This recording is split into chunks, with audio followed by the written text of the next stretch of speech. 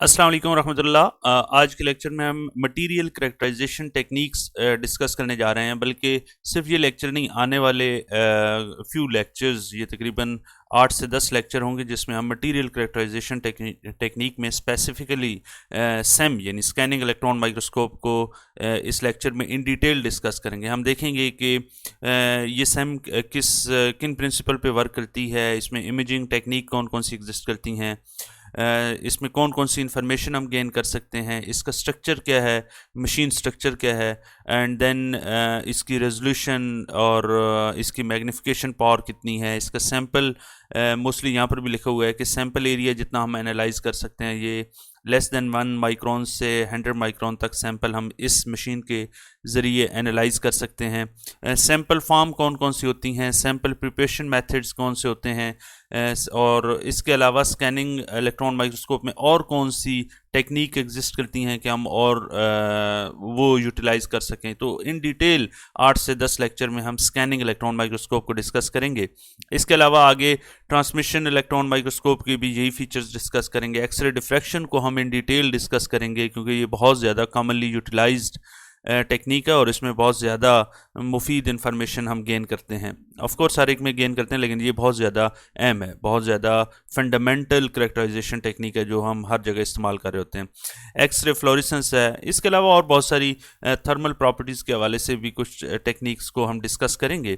आज हम scanning electron microscope को डिस्कस करने जा रहे हैं। सबसे पहला क्वेश्चन ये पैदा होता है कि स्कैनिंग इलेक्ट्रॉन माइक्रोस्कोप है क्या। तो इसका जवाब ये है कि स्कैनिंग इलेक्ट्रॉन माइक्रोस्कोप एक टूल है जिसकी मदद से हम मटेरियल को कैरेक्टराइज करते हैं, और इसमें जो मेन एम होता है, जो मेन सोल पर्पस होता है, जो इन्फॉर्मेशन हम गेन करते हैं, वो एक तो इस जिस सैंपल को हम करेक्टराइज कर रहे होते हैं उसके स्ट्रक्चर्स के बारे में इंफॉर्मेशन लेते हैं कि उसकी टोपोग्राफी कैसी है, जैसे ये आपको ये इमेज नज़र आ रहा है।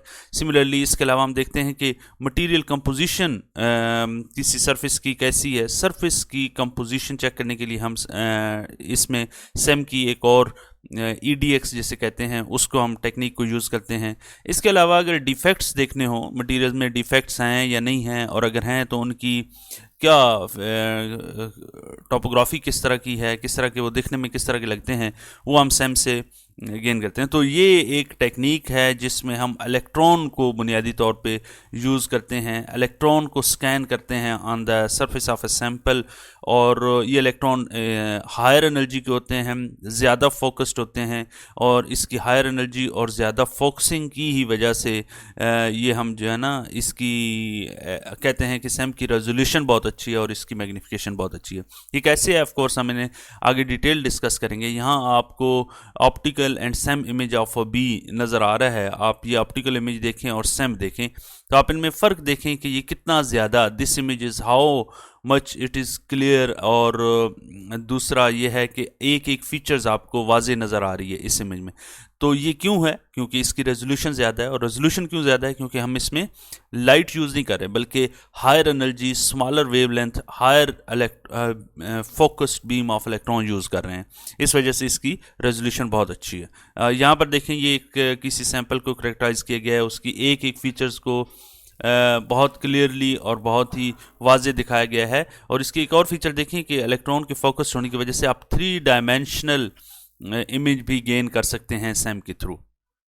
देन यहाँ पर भी सिर्फ ये कंपैरिजन दिखाया गया है कि यहाँ पर आपको एक इमेज दिखाया गया है विद लाइट माइक्रोस्कोप, इमेज वही है। यहाँ पर इन दोनों में फ़र्क अगर आपको मैं कहूँ तो आप देखें कि ये इमेज एक तो 3 डायमेंशनल व्यू दे रहा है आपको, यानी यहाँ पर ये आपको इतना क्लियर 3 डायमेंशनल व्यू नहीं दे रहा।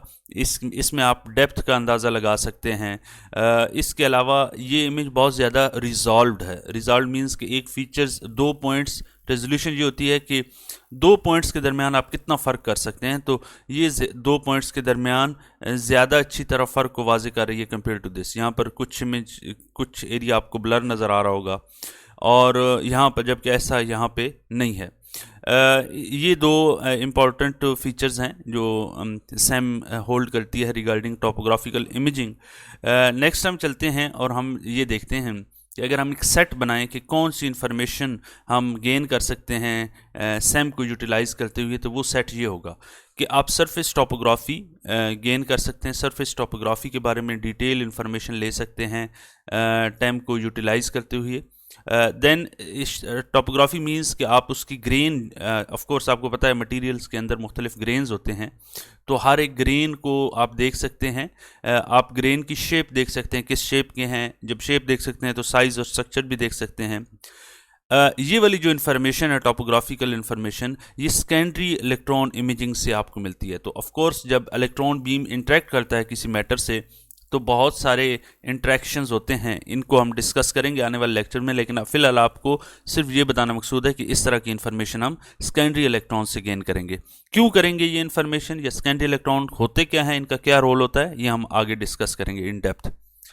इसके अलावा जो मुख्तलिफ एटॉमिक नंबर कंट्रास्ट होता है, ऑफ कोर्स अगर आप जिस सरफेस को स्कैन कर रहे हैं, यहाँ पर एटम और है, यहाँ पर एटम और है, तो दो एटम मुख्तलिफ हैं, यानी कंपोजिशन मुख्तलिफ है, तो उनका एटॉमिक नंबर मुख्तलिफ होंगे। तो ये कंट्रास्ट भी आप स्कैनिंग इलेक्ट्रॉन माइक्रोस्कोप से कर ले सकते हैं। आप बाउंड्रीज, ग्रेन बाउंड्रीज को देख सकते हैं।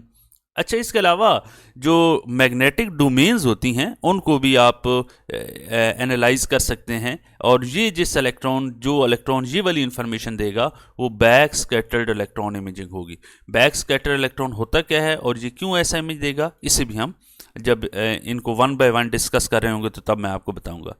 इसके अलावा chemistry of elemental identification and quantification, ये आपको बताएगा कि केमिकल कंपोजिशन के बारे में बताता है और क्वांटिफाई करके बताता है कि इस पॉइंट पे, इस लाइन के इस पॉइंट पे कौन सा एलिमेंट मौजूद है और उस एलिमेंट की क्वांटिटी कितनी है। तो ये both quantitative and qualitative analysis भी कर सकती है। लाइन स्कैन्स होते हैं, एक्सरे मैप्स होते हैं, और ये जो टेक्निक सैम के अंदर हम यूज़ करते हैं फॉर केमिकल कंपोजिशन डिटर्मिनेशन, उसे हम कहते हैं एनर्जी डिस्पर्सिव एक्सरे स्पेक्ट्रोस्कोपी। तो यहाँ पर एक्सरे यूटिलाइज करके हम केमिकल कंपोजिशन हासिल करते हैं सैम के अंदर ही। देन अगर किसी मटेरियल के अंदर कोई पोर है, पोरोसिटी है, पोर साइज़ क्या है, पोर की शेप क्या है, या उसकी डिस्ट्रीब्यूशन कैसी है, यूनिफॉर्म है या नॉन यूनिफॉर्म है, ये किसी रॉक मिनरल के अंदर या कोई भी ऑर्गेनिक सैंपल है, तो इसको हम सैम के थ्रू ये बहुत अच्छा एनालिसिस कर सकते हैं। इसके अलावा जो नॉन कंडक्टिव चार्जिंग सैंपल्स हैं, लेट्स सपोज पॉलीमर्स है, रॉक्स हैं, तो उनको भी हम कंडक्टिव लेयर कोट किए बगैर, हम कंडक्टिव लेयर क्यों कोट करते हैं सैंपल के ऊपर, जब हम सैंपल प्रिपरेशन मेथड के ऊपर आएंगे तो वहाँ पर हम डिटेल डिस्कस करेंगे।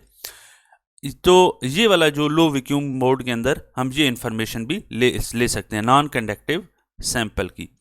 इसके अलावा detail of surface structures image at low kilo volt, of course voltage आप अप्लाई करते हैं फॉर इलेक्ट्रॉन एक्सेलरेटर, तो उसके लिए आप अगर लो वोल्टेज अप्लाई करें तो आप सरफेस स्ट्रक्चर इन्फॉर्मेशन ले सकते हैं।